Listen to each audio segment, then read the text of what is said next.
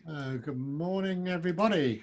Welcome to today's update. Scott, if you've got your screen, you could share it to welcome folks.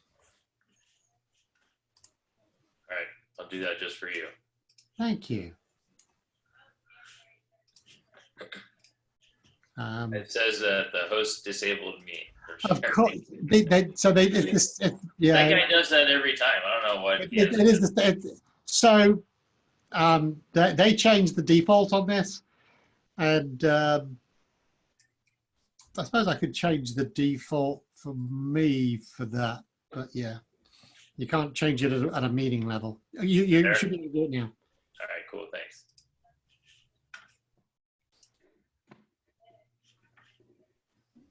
So welcome everybody. For those of you who haven't come across this before, we are. This is a webinar format, so we will be using Q&A to pick up your questions. We'll have a short presentation first from Scott, and then we'll be collating questions in the Q&A and picking the ones that are the most suitable. A couple of thoughts about the Q&A. I'll remind people to do it. Please, it's probably a good idea to wait until you've seen the presentation before you see any questions on there, because there's a good chance your question might be answered in the presentation. If you do have a question, please make sure you're clear whether it's a PPP or an idle question or need about something else. Please make them full sentences because they're easier for us to work out what they mean. We've had a couple of people put Q&As in like, is it 5,000 or something like that? Strange question. And the best way to get your question answered is actually to check whether somebody's already asked it. And if they have, upvote it, because those ones float to the top. They're more likely to be the ones that get answered in the time we have available. So we've got a couple more minutes, and I shall repeat all of that in a couple of minutes. But those of you who are early, welcome. You guys are muted. We'll be explaining some of the technology bits in just a moment, but that's how to use a Q&A. Great. Are you ready, Scott? Almost 1 minute, right? Oh, Yeah, sorry. Oh shoot. I don't know if we should jump ahead. You know, we should wait till another 500 people sign up. I know. Yeah, we have 156 attendees in right now, so let's give them at least until 10:30. Possibly, I might even say 10:31 before we kick off. Yeah, we do 10:31. Yeah. Good morning, everyone. Good morning, Sunita. Good morning, Sunita. Morning. Let me kick this off. Did you know today was Wednesday? Because Kristen thought it was Monday, and I thought it was Friday. Do you know what day today is? Only when I look at my calendar, yes. Right, yeah. Today's actually the real tax day, but then that went away because of COVID. So now it's July 15th, but. Thank goodness. Thank goodness. I get to do my mom's taxes, so yeah. Oh, yeah. Super exciting. I did my son's taxes. See, That was that's nice. nice. My husband does ours, but I get to do my mom's. Okay, just starting to stream this out on our YouTube channel as well. I just need to make sure it doesn't start making a noise at me, which it sometimes does. Hey guys, please remember that we're not answering questions in the chat window. Please go to the Q&A section to put your questions. And if you can, and you missed Alan's first drive-through of this direction, please upvote other people's questions if you see that yours is already represented there. That way they float to the top. And what frequently is happening is that we're getting upwards of 150 questions before we even start answering the question portion. So it makes it really hard for us to wade through them all. We want to answer as many of them as possible. Yeah, and please make sure you stick with full sentences. That way we can make head or tail of what you've asked and give our best chance of giving you an answer. Okay, I'm seeing 10:31. We're recording it. We're going out on YouTube. So Scott, Why don't you kick off? All right, cool. Hey, well, good morning, everyone. My name is Scott Rogowski. I'm the director of the NorCal SBDC Finance Center for the Northern California SBDC Small Business Development Center Network. I'm accompanied by Alan Montague. He's the gentleman that's helping us put this webinar on and kind of run it together. And then also we have our associate director for the Northern California region, Ann Johnson Stromsberg, on the phone as well. And then my assistant director, Sunita Maharaj, from the Finance Center. And as you can see, this is our COVID-19 small business updates around lending. And we're all in this together. So we're Northern California SBDC. We're supported by the SBA, Small Business Administration, on the federal side, State of California, which is the Governor's Office of Economic Development, called GoBiz. We're also partially funded by the state and the feds. We offer no-cost one-on-one advising to small businesses. We usually work with small businesses for like startups and growth, but for this time right now and for this webinar, we are helping businesses through this disaster time to help you qualify for lending, help you possibly reopen your place of business, rehire employees. So that's what we're offering now at no cost. And we're bringing this to you from Northern California SBDC Network and the Finance Center, which is it's a part of Northern California that specializes in working with business owners like yourself all around accessing capital. And we're going to go over that today. So quick disclaimer, this disclaimer keeps, for those of you that have been on multiple webinars with us, this disclaimer keeps getting larger and larger because there's a lot of reiterations of information that we just want to tell you over and over and over again, so you're aware of it. So things are changing all the time. This information was correct when we put it together, but things are changing all the time. And fortunately or unfortunately, sometimes things change as we're giving webinars. So what we delivered Monday, 2 days ago, there's a few things in there that have changed to today or right after we did the presentation. So we appreciate your patience as we work through this and we get this updated information from the SBA and the feds and the state of California. I do want to let you know, don't hesitate to apply either for the EIDL, which we'll go over, or the Triple P. We work with a lot of, in Northern California, we have a group called Tech Futures Group. They work with a lot of businesses that are set up with a bunch of investors involved in their business. So if you are a business owner that owns a business, whether it be tech or not tech related, and you have a lot of investors in your ownership structure, please reach out to them before you apply for these loans, because they may or may not want you to move forward with that. So there's a little disclaimer there. But if you don't have a lot of investors and it's just like 1 to 4 people that own your company, maybe 5, please don't hesitate to apply regardless of what you hear in the news or regardless if you think you're going to qualify or disqualify. Please apply. All right, and then this is something else that's been coming up over and over again. Unfortunately, there's no way that we can check the status of your submitted SBA EIDL loan, which we're going to talk about. EIDL is Economic Injury Disaster Loan. It's the SBA direct loan. So we just need you to be patient, and we're going to help you apply for other loans as you're waiting.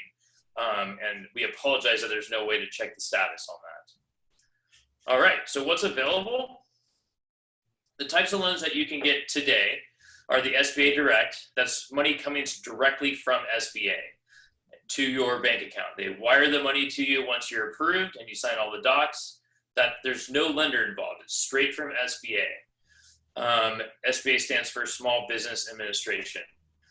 EIDL, so there's an Economic Injury Disaster Loan, and there's also an advance. To apply for both, you just go to this website, covid19relief.sba.gov /# That's where you go to apply. And it's a Google form, and you have to go through about 4 or 5 pages. On the 4th page is the question about the advance. Do you want to apply for the advance? We're going to go over what that means, but this is the website. Hasn't changed. This is the most recent website. If you applied before March 29th on a different website or a different form, then you need to reapply if you've not heard back from SBA if you're approved or declined, or if they need more stuff from you. If you applied before March 29th, you need to reapply if you haven't heard anything, any communication. So then there's the SBA supported loan, meaning they guarantee the loan. And that's the PPP, the Payment Protection Program. And those are loans from everyday 7A lenders. 7A is the product code underneath the loan section within SBA. So it's called a 7A, the PPP is under the 7A program. Most preferred lenders offer this loan, most preferred SBA lenders. Currently, as of yesterday, there's been 593 national lenders that have signed up to do these SBA loans that we're currently not doing SBA 7A loans.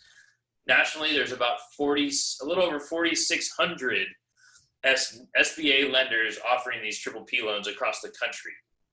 In the state of California, there's certain things supported through the state of California, as there are in other states. There's a sales tax deferment, which we'll go over a little bit later. And there's also this iBank microloans. Then there's also an SBA Bridge Express loan that came out in 2017 in case of disaster, which we are obviously experiencing a disaster, where it says that preferred lenders, SBA lenders, can offer a quick $25,000 to small businesses that are in a disaster situation. Unfortunately, this time we have not had any lenders announce that they are offering these funds, but we are looking daily and trying to get updated on that. And then there's current SBA loan support. So for any new loans that you get today, going forward until further notice, SBA will pay the principal and interest payments for these loans for the first 6 months, which is really awesome. They're not deferring it, they're just going to make those payments for you. All right, so the EIDL, which is the Economic Injury Disaster Loan, and this is an SBA direct loan. The terms are 30 years for everyone. Nobody's going to get under 30 years. It's all 30 years. There's 3.75% for 30. There's 11 deferment. So your first payment is not due in the 12th month. I don't have it on the slide, but none of this loan is forgiven. The EIDL loan that you get from SBA is not forgiven. The advance is, which we'll go over shortly after this slide, but the EIDL loan is not forgiven, none of it. But it's a great rate, great terms. The loan amount is a range depending on what SBA feels you need when they look at your operating expenses and your working capital. We have not received clear communication if that's 2 months of working capital or 6 months worth of working capital that they're going to approve you for. But it's somewhere around there. And the loan amounts are as low as $5,000 and potentially up to $2 million total aggregate. If you own multiple companies, you can't get $2 million per company. It's up to $2 million for multiple companies you own. The time frame, best case scenario, it could be about 25 to 35 days. We're seeing about 3 to 4 weeks from the time that you apply to the time that you get a case manager. And once you get a case manager, it could take another week or 2 to get the money. Other documents possibly needed that the SBDCs can help you fill out are the SBA direct forms. So if you applied before the 29th, these forms were online and you were able to drag and drop them and put them in a box, like Dropbox. But now, after March 29th, there is no Dropbox. It's just this Google form you go online and apply with the link I gave you in the previous slide. Alan will send these slides out to you. These forms do not pop up, but they may or may not be asked for.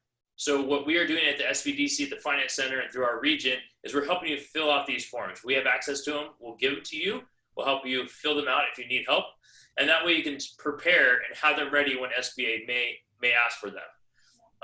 Usually anything over $25,000, they're going to ask for these loans. Eligibility, pretty much everyone except for industries that are not federally approved, like gambling. If a third or more of your income comes from gambling, then you're not approved. If it's under a third, you can get approved. If there's no risque businesses, no cannabis, none of that. Hemp can't be over a third of your revenue, and if it is, then you don't qualify, but it's under a third, you do qualify. There's all these nuances, but what's actually for hemp, it's hemp is okay, just CBD is if it's hemp derived. Okay. Thanks, Ann. So the other thing that's eligible is pretty much anybody that has a sole proprietor or is an independent contractor, some sort of 1099. That could be Airbnb, it could be Uber, it could be Lyft, it could be a hairstylist, it could be a real estate agent. People that don't normally qualify for SBA 7A loans do qualify for the EIDL. It could be a passive income real estate investor that owns a commercial property and has tenants. They qualify as well. And then nonprofits qualify up to 750 employees, all 501c3s. We have not received word on a 501c6 yet, 501c6. We're waiting for it, but we haven't heard that yet. Faith-based organizations that are 501c3s, those also approved. The nonprofit does not have to have a business purpose to be approved for the EIDL loan. All businesses, all for-profits, cooperatives, ESOPs can only go up to 500 employees. Nonprofits can go up to 750 employees. That's the EIDLs. That's the EIDL loan. The EIDL advance, when you go through the EIDL application, the EIDL advance is also in the same application. So if you apply for the regular loan, you can also click the advance that you'd like to take advantage of the advance. Advance is up to $10,000. So if you have 10 or more employees, you qualify for $10,000. If you are a sole proprietor or an independent contractor, you only qualify for $1,000 unless you have people in your payroll, which you probably wouldn't have because you're a 1099 contractor. If you have 3 employees, you get $3,000. So that's how it is, $1,000 for every employee that you have within your company. 10 or more, you get 10,000. We're hearing that it takes about 2-3 weeks from the time that you apply to the time that you get the money for this advance. So this started, I think this started at the end of March. So we're about 2 weeks in, a little over 2 weeks. So people are starting to get some of these advances wired into their business bank accounts. So this advance is fully forgiven, regardless if you get approved or declined for the EIDL loan. The advance is fully forgiven. The EIDL loan is not forgiven. No part of the EIDL loan is forgiven. All right, the triple P. I call it the triple P because it's a lot easier to say than the Payment Protection Program. But you can call it what you want, but it's a payment protection program. All right, so again, this is money from lenders, everyday lenders, 7A lenders. Your business bank might be this lender, and they may not, and we have options for that too as well. I'll get into that a little bit later. So the triple P, the terms are a lot different from the EIDL, as you can see. It's not 30 years, it's 2 years. It's not 3.5%, it's 1%. And the deferment on the payments are 6 months instead of 11 months. So this is the triple P. The max, you can see, it's 5 times the max on the EIDL. It's $10 million max. And unlike the EIDL, there's no personal guarantee for the payment protection. There's no collateral for the payment protection. And there's no credit elsewhere for the payment protection. There's 0 of those things for this program. But for the EIDL, you do need a personal guarantee. You potentially may need some collateral. All right, so additional paperwork, just like the EIDL, there's additional paperwork. For the triple P, there's some additional paperwork that you need to get together. For a sole proprietor, which sole proprietors and independent contractors were allowed to apply for the triple P on the 10th, on this last Friday, was when they opened it up to sole proprietors. You're going to get all your 1099s, unless if you just have one, great for you. But if you have multiple 1099s, you have to get all this together for 2019, and that's part of the paperwork that you're going to have to submit to the lender when you apply. Also, for any other entity outside of a sole proprietor, you're going to have to get together all your W-2s and all your 941s or 940s, which are your quarterly payroll reports for 2019. You have to get all those together before you apply, because that's how they're going to verify your payroll. The other thing that's not on here, and I apologize, is there's a universal application that the SBDCs have access to. You can also go to the U.S. Treasury and find it. But we, at the Finance Center and throughout Northern California region, we have access to the triple P application, which is a universal application that you would essentially fill out by yourself, then take to a lender, and then have to fill out all their other forms that they need you to fill out. But it's a fairly simple application to fill out. It's only 2 pages.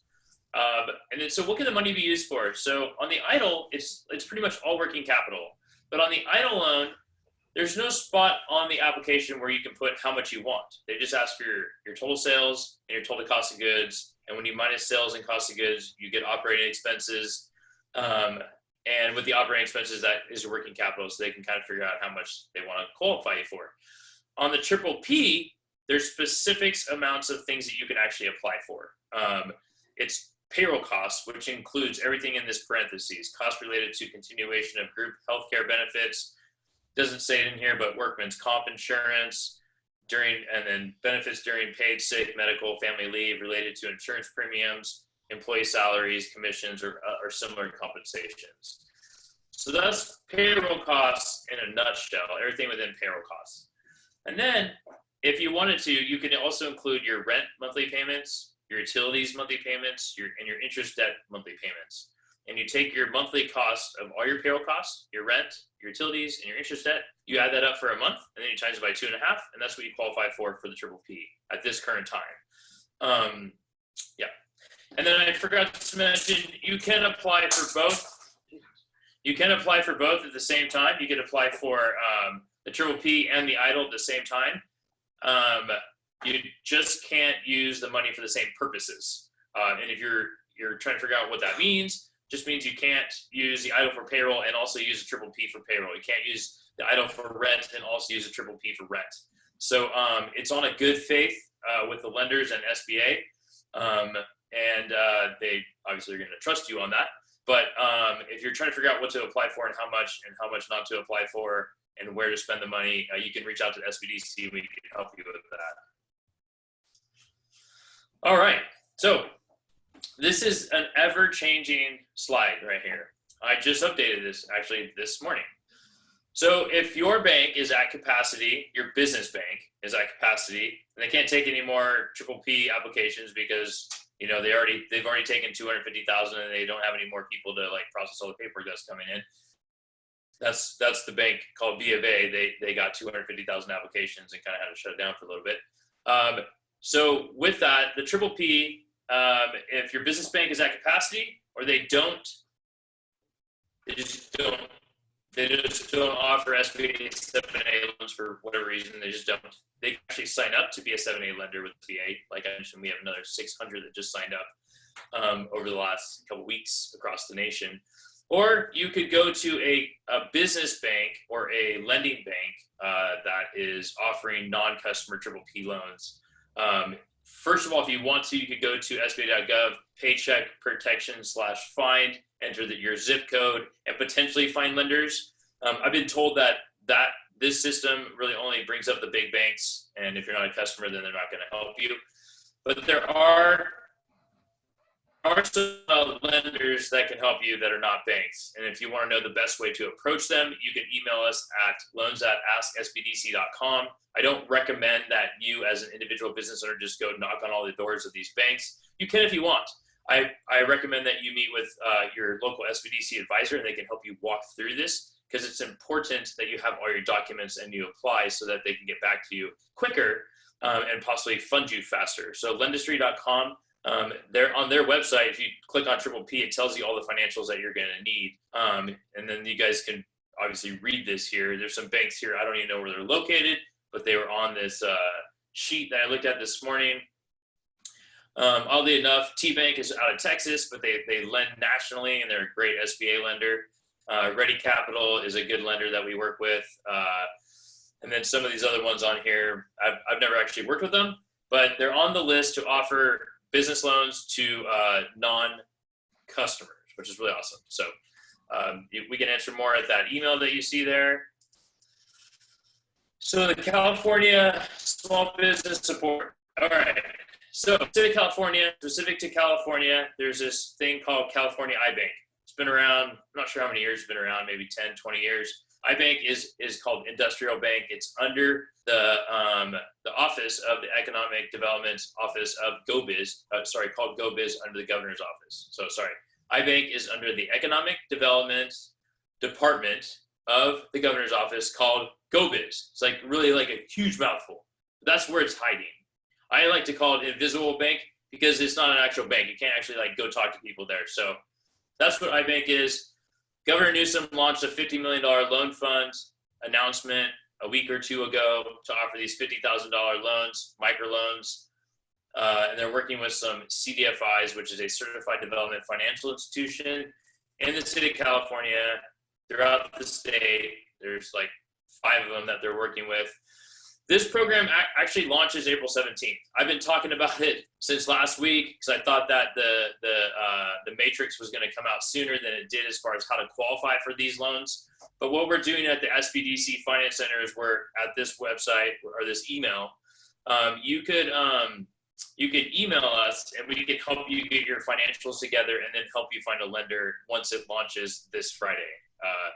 Also, there's a disaster state guarantee loan program, and that's under iBank. So iBank is the state, SBA are the feds. So there's federal guarantees like the PPP, and then there's state guarantees like iBank.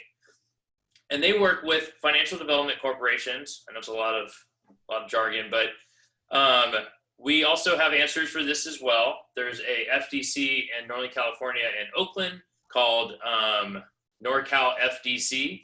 They're working with about 20 different lenders that offer this loan program. So this is a disaster state loan program. It is not forgiven. It's a loan up to $1 million at a 95% guarantee from iBank.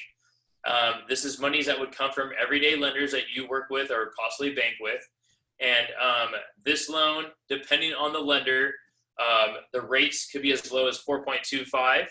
They could be as high as 5.25, and they could be up to 30 years terms, and with a 6 to 12 month deferment of interest payments.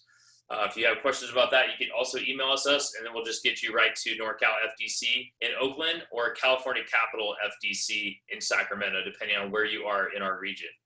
In the state of California, there's a sales tax deferral that is allowing businesses to defer payments of sales and use tax up to $50,000 or up to 12 months. And this is my last slide. So appreciate, this is a little bit of a longer conversation than we normally do on this webinar, but there's been some new updated information, as you can see. So if you're looking for other loans, so the EIDL loan doesn't necessarily ask you for any of this stuff on this PowerPoint or this slide, because it's all done internal. And SBA is making their decisions as they go. They're not necessarily asking you for all this paperwork. And then the PPP, they may or may not be asking you for this. They really just want to know what's on your payroll. But depending on the lender, they may ask you for some of your past taxes and stuff like that to verify if you're able to afford a loan before the crisis happened. But for the disaster loan that I talked about for state guarantee and this micro loan that I talked about for the state guarantee, you are probably going to have to supply some sort of documentation. And this is what is the most common to collect for a business owner to go talk to a lender. And this is something that the Finance Center can do with you at no cost, as I mentioned, or anybody else in Northern California region, SBDC. We can help you gather all this documentation at no cost, and then we could help you find a lender, essentially package the loan, help you structure the loan, help you talk to lenders, and tell them your story and your loan scenario so that you have better chances of getting approved. All right, so this is the best way for us to communicate with you. This is our phone number. It's 833-ASK-SBDC. That's where you actually get a live person. It's a really cool 800 number program that we just launched, I think, like Friday of last week. And we've already got 200 calls over the last days. We prefer you to call the number than email, but you're welcome to email. I'm the one that's answering the emails. In the last 4 days, we've gotten about 150 emails potential, and then we're going to get a bunch more as I'm talking right now. We prefer you to call, but you can also email. You'll get, I'll respond right away, introduce you to one of our Finance Center advisors. They'll help you sign up as a client, which comes at no cost. And then they'll start helping you with the EIDL, the PPP, and any other loans that you may need help with. And then also, for those of you that speak Spanish and you want to get directed directly to a Spanish-speaking program within NorCal SBDC, we have an affiliate partner called the California Hispanic Chamber, and they're offering Spanish-speaking advisors that can help you with this loan process, also at no cost. And their email is espanol@asksbdc.com. So thank you very much for the time. I'm going to stay on to help out with Q&A. I'm going to leave this slide up so you can have this information, and so that we could go from there. And then now we're going to go into Q&A. So thank you. Great, thank you, Scott. So I've seen a few emails come in, people confused about Finance Center versus SBDC. Just so that you're all aware, the Finance Center is a specialty SBDC service center that's located out of the Sacramento area and serves all of the NorCal network, which is a 36 county territory from the Oregon border to about an hour past Stockton, all the way over to through Santa Cruz County. So that is the area that we're allowed to provide free services to small businesses in regards to one-on-one consulting and training, in particular during this COVID time. But please make sure that you go to either the email that Scott had provided, or go to norcalsbdc.org to see what is the local service center near you, or put a phone call in and we can walk you through that process. So if you can, please avoid adding new questions. If you can see that your question has already been asked, please upvote other people's questions. Those filter to the top. We're going to get through as many of these as possible. If I don't understand your question, or if we've already answered your question in the Q&A, then I will likely skip that question. Scott, so that you know, you've frozen up a few times. So if we lose you, you could call in the event that happens, but just be aware. I think your internet's spotty today for whatever reason. Okay. Okay. Can a sole prop apply for both PPP and for unemployment insurance?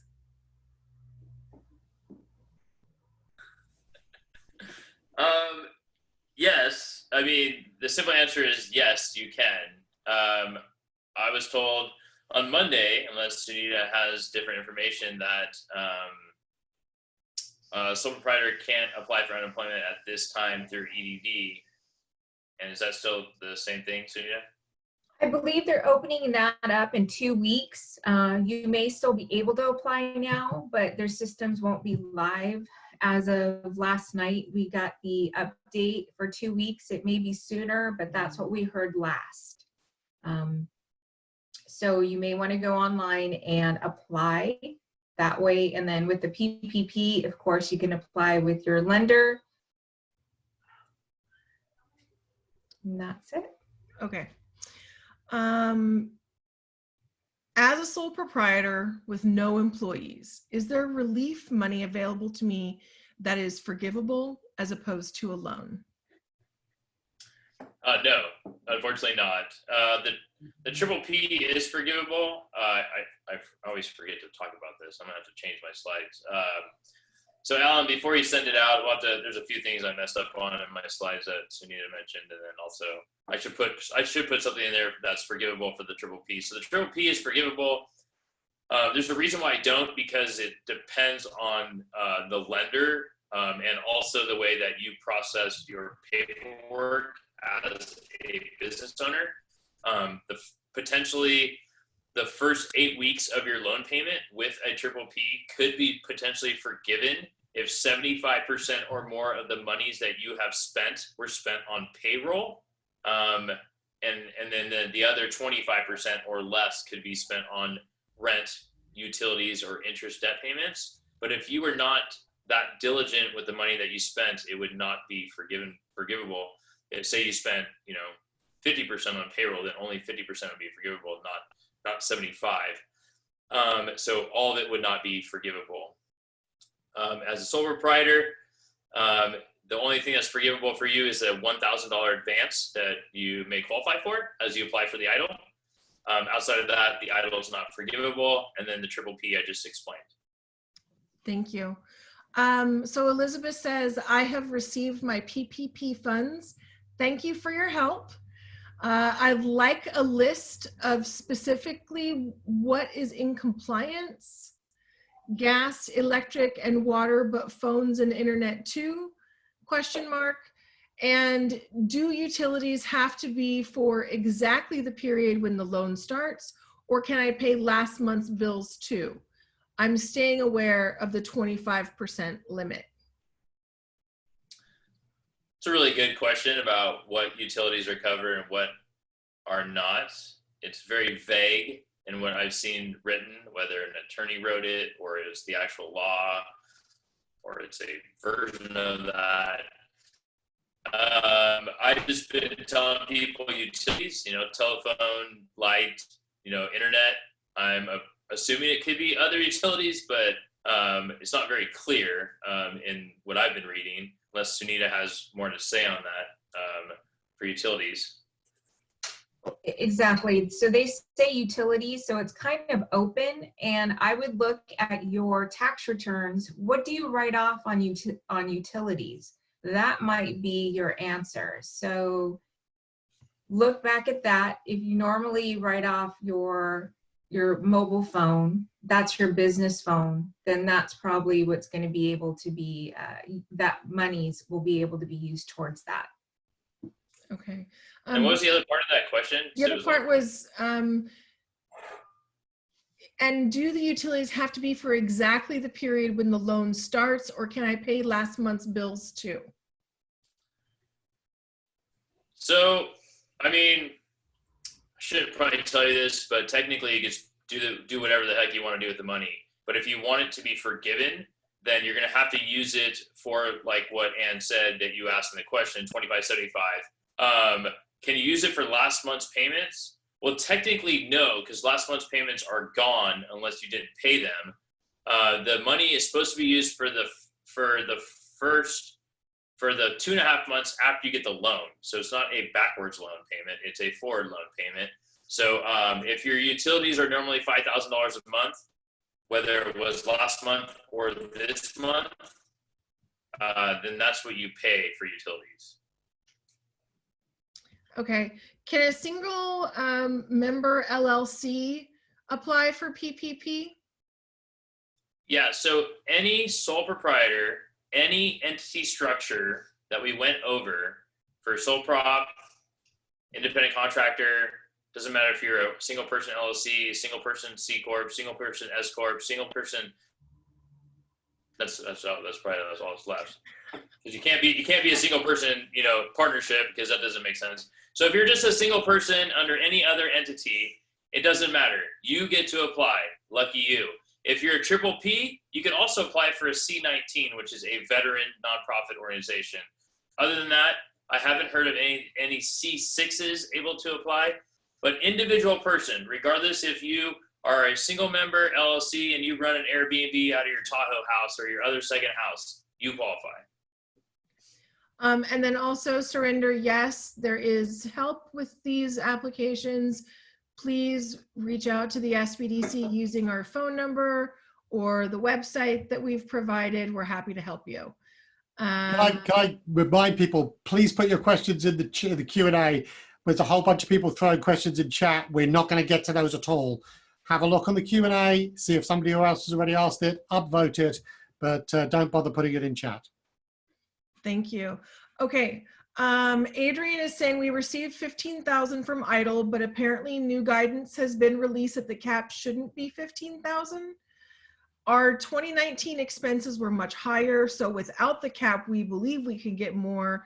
Should we reapply? And if so, in our application, should there be a note saying we already got 15,000, but believe we need more? It's a very detailed question. These people are doing a much better job than when we first launched these things like 2 weeks ago. Okay, so if you already applied and you got approved 15 grand, congratulations. If you think you qualify for more, I'd wait till you get the 15 grand and not push your luck. But I'd also, so we've been told that by SBA, Because sometimes we get bored and we call into the disaster line and we find out all this amazing stuff. Like a lot of these questions you're asking, you can call and wait on line 2, 3, 4, 5 hours, or you can call on a Saturday and Sunday and get right in. But if you think you qualify for more, I would email the person that emailed you, that told you that you're approved or sent you your documentation for you to sign to get the 15 grand, and ask them that question. We've had clients do that, and they've gotten responses. Yeah, it looks like you qualify for another 50 or 60 or 70 or whatever. So that's my advice. Okay, for those of you who ask questions about seeing the status of your EIDL application, we just don't have any way right now to tell you where you're at. There's not a way for you to track that. Unfortunately, we will just all have to be patient with these, but I'm going to just skip over those questions. Okay, for those people who applied for an EIDL advance after March 29th and heard nothing, they don't reapply, correct? Correct. You just need to be patient. After March 29th was only really like 2 weeks ago. If you don't count the weekends, it was like 8 days ago.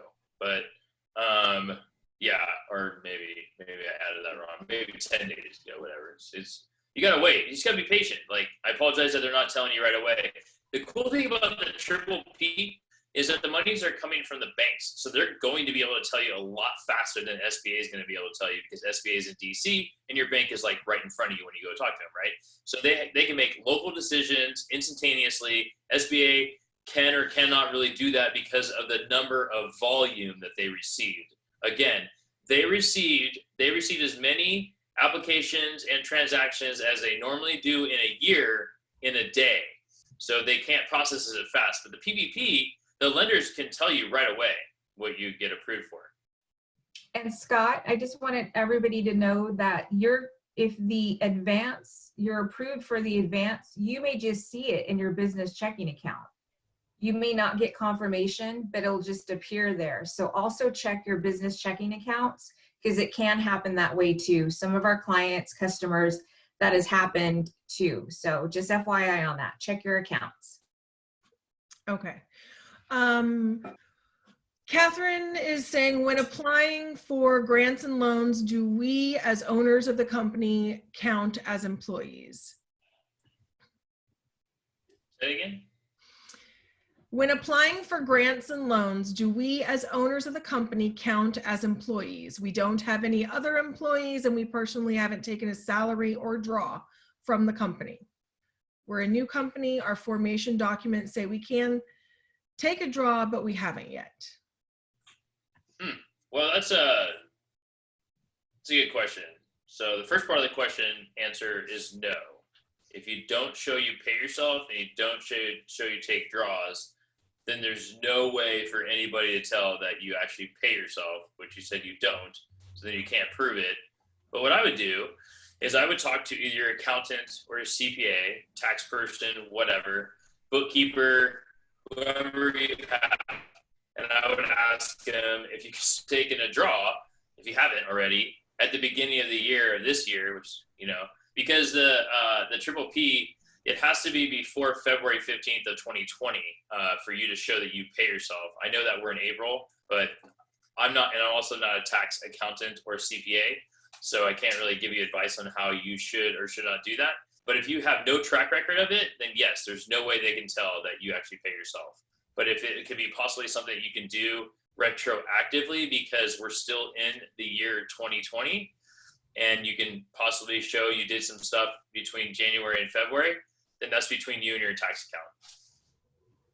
And for the disaster advance, you would be considered one person. So you would put employees, it would be one. So for the disaster advance through SBA. So for the PPP, you don't get to apply if you don't have employees. For No, you do. Or sorry, if you don't pay yourself. No, okay. So Triple P. So what confuses everyone is it's really about payroll. That's why they launched it, is payroll. So you can hire people back if you fired them so that they can get paid and get off unemployment. And it's this big circle of trying to get people off of unemployment. It's a great idea. But when they rolled it out, you could actually use it for rent, utilities, which we just talked about all the utilities that you could possibly use it for. And then any interest debt payments. So you can't use it to pay off debt, but you could use it to make your debt payment. So if you have like a fintech loan or a vehicle loan or a car loan or whatever type of loan, equipment loan, you could pay your monthly debt payments with it.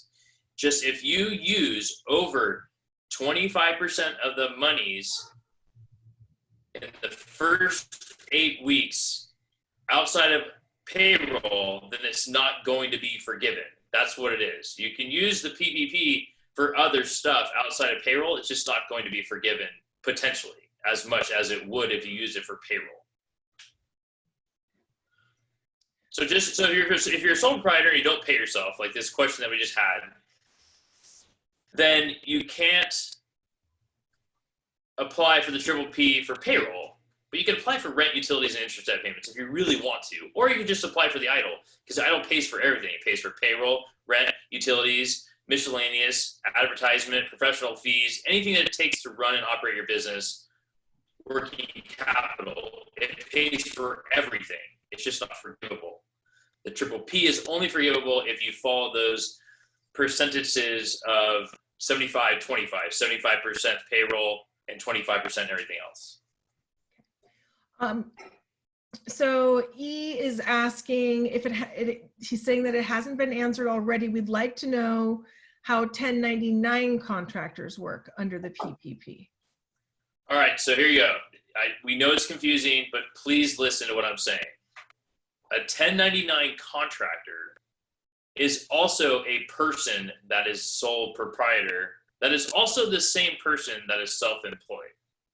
So if you're self-employed and you don't pay yourself personally, or you get a 1099 contract from whatever you do as a gigger or a side hustle, like you sell real estate, or you do Uber, you do Lyft, you do Airbnb, you do hair on the side, I don't know what you do.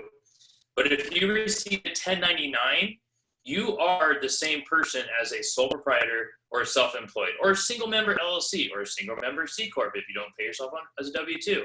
It's the same thing. Here's the answer. You're all approved to apply for whatever you want, the PPP and the EIDL, regardless if you're a 1099, a sole proprietor, or self-employed. It's the same thing. And yes, please apply. Get off this webinar as soon as you can and apply. Okay. The EIDL $10,000 advance has changed to $1,000 per employee, correct? Was the question? Yes, that is correct.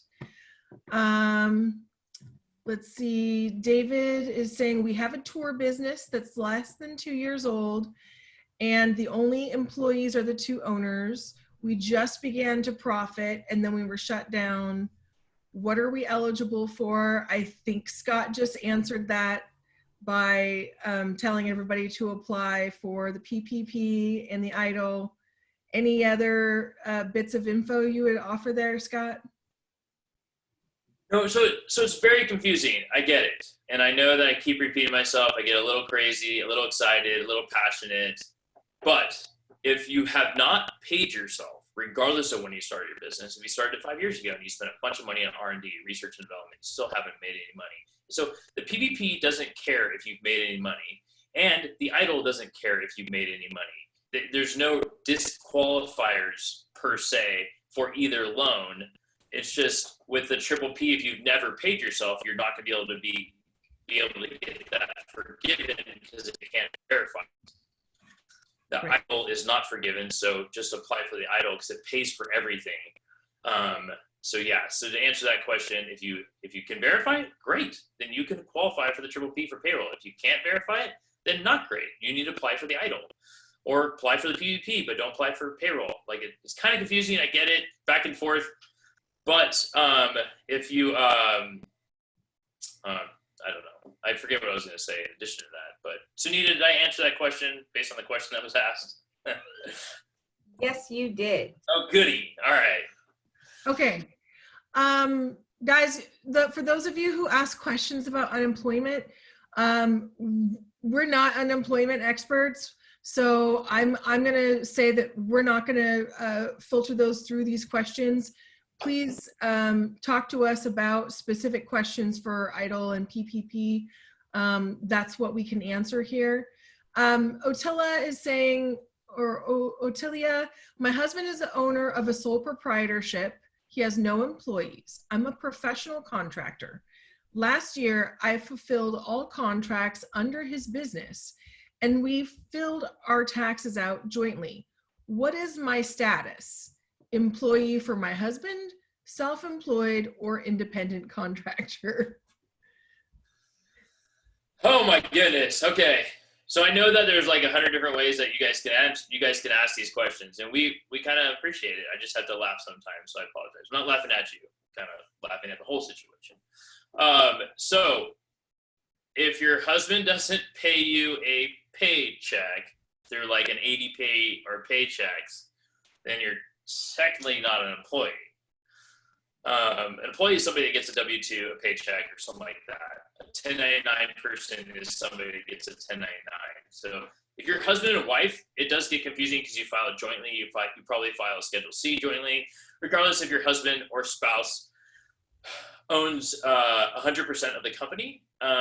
You know, we're in California, so like everybody's all combined regardless because you're married and you file joint taxes and all this other stuff. So that is a tricky question to directly answer, but the answer is you're not an employee unless he pays you on a payroll check, and you're not a 1099 unless you actually receive 1099s in your name. If the business that your husband runs actually receives a 1099s, then the business is the one that could actually apply. So you yourself would not be a 1099 unless the 1099 is in your name. That should answer your question. Okay. During the last Zoom Q&A, the presenters seemed to indicate that it was important to rehire once the loan was approved rather than by a certain date. I just want to confirm this. If we aren't open, is it okay to just pay everyone to stay home? Yeah, so technically that's what you're supposed to do, which I know it doesn't make any sense, but you know, a lot of never mind.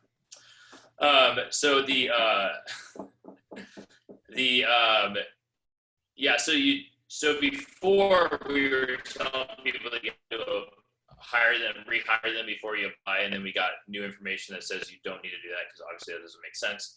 So you need to apply for the loan, and then once you get the loan, then you're supposed to hire. We've been told you're supposed to hire everyone back at the same status that you had them at, whether they're part-time or full-time. And if you do that, then you have the biggest chance of the money being forgiven in the first 8 weeks. There is no specific time frame per se, but once you get approved, you're supposed to hire them back. So I don't recommend you to hire them back before. If you are a restaurant or some other place of business that is shut down, then yes, you are technically supposed to pay them for them to sit at home because you can't have them do other stuff because you're not open. So. Okay. Elizabeth, the other part of that question was confusing to me, so I am going to skip over that. If we end up using part of the PPP on something that isn't listed as the intended purpose, for instance, we end up paying some principal as well as interest or have to pay a vendor, then does the entire PPP loan become unforgivable, or just the amount we ended up paying or using for the non-interest payment? So it's a great question to ask your lender that you applied at, since they're the ones that are giving you the money. Excuse me. And then also, it wouldn't negate, like it wouldn't throw everything out that you wouldn't be able to have anything forgiven. Just anything that's under 75% spent on payroll, then that's the part that could be potentially forgiven. So if you only spend 50% of the money on payroll or 25% of the money on payroll, then that's the only portion that we are being told that would be forgiven. Okay, this one is less of a question, but just an update for those people who are finding themselves in this boat. Mary Beth Hall is saying, our EIDL status update applied on March 23rd. March 26th, got a confirmation the app was received. And then in review with a number 2 application number. And then our credit was checked, 3/31 reapplied, including applying for the $10,000 advance on the new portal, and got a 3 application number. 4/14, so we got a $4,000 deposit for the advance. We have 4 employees. 4/15, we got an EIDL loan approval. So congratulations. That's fantastic, Mary Beth. She says the website, however, is having issues. We still haven't been able to complete the process yet, but don't give up. There's hope. So that's awesome to hear. That's great. Thank you.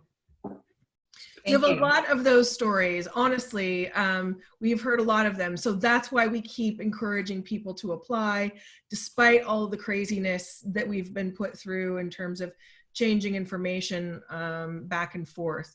We've got about 7 or 8 minutes left. I'm going to get through as many of these questions as I can.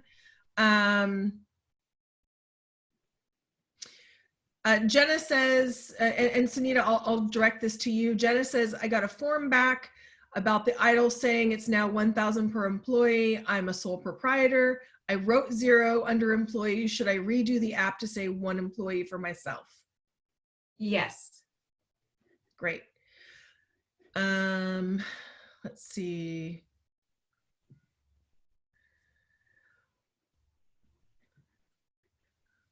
I'm going to scroll down here.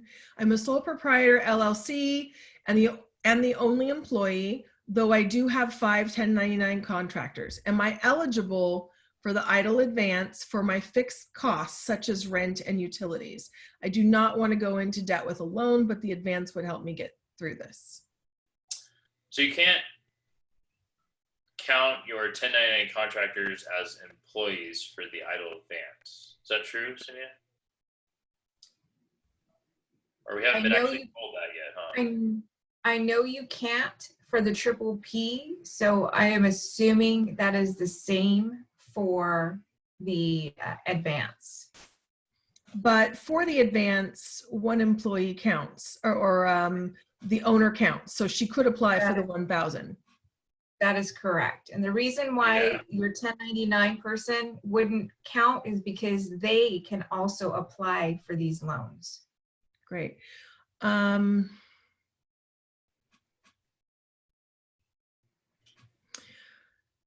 Okay, here's another PPP question for you, Scott. I know you'll love it. PPP, am I eligible to apply for PPP as a sole proprietor if last year's income was 0 on the 1099, but I had expenses?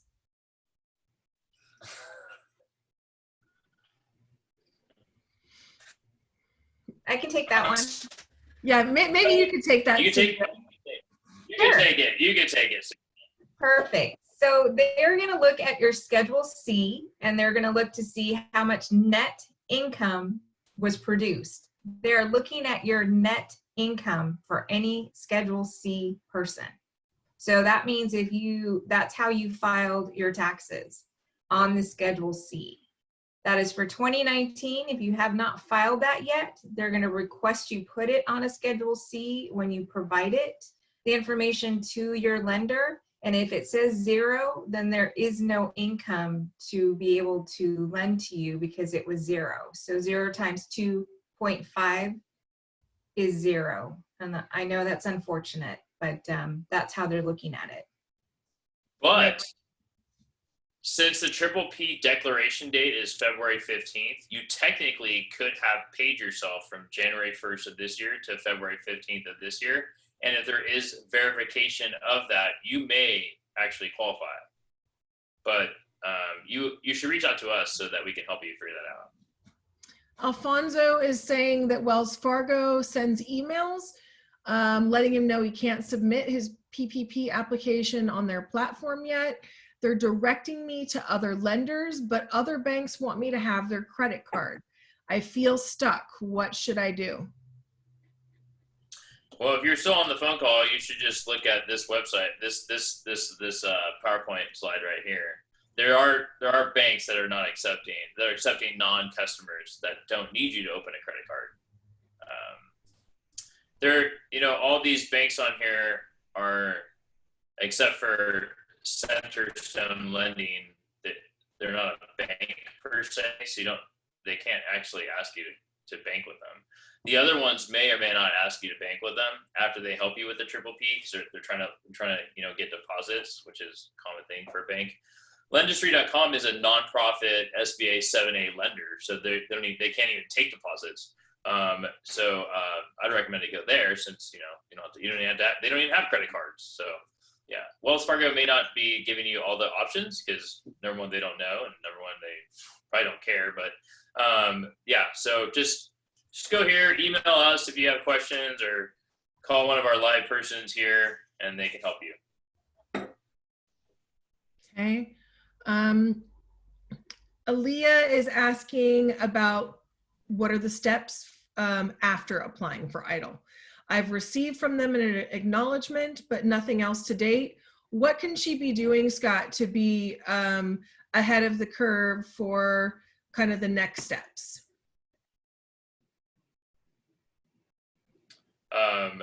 Sunita, can you answer that? Sorry. Or Sure. Can you read? Sure. You can fill out the documents that we have placed on one of the previous slides to get ahead of the curve. We don't know if they're going to ask you specifically for those documents, but that's the way to stay ahead of the curve, is to make sure that as soon as you do receive an email stating if they need additional information, that you are ready to provide that to them. You can get assistance with completing those documents and receipt of those documents through one of our advisors. And I would ask you, if you're not already a client, to please sign up to become a client, so that we can help you through that process. Okay. So Calvin is saying, I've read that I can use the grant money from the PPP to pay for not just my employees, but also rent and utilities. However, the amount I am able to get from the grant is only 2.5 times the amount of my payroll, which will only cover the payroll for my employees. How can I get enough to pay for my rent? Am I able to add that amount to borrow the amount on the application? So the PPP is not a grant. Stop calling it a grant. It's a loan. It may be forgiven if you spend the right money appropriately, like they say you're supposed to in the next 8 weeks once you get the loan.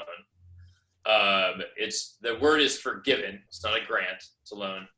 Also, if you don't have enough, if you take 2.5 times and that's all payroll, and you don't have enough money in the triple P to pay for the rent, utilities, and interest at payments, then I recommend that you also apply for the EIDL loan. It's just not forgiven, but I recommend that. And that's the only way to take advantage of both situations and take advantage of what you're trying to do for the full max. Okay.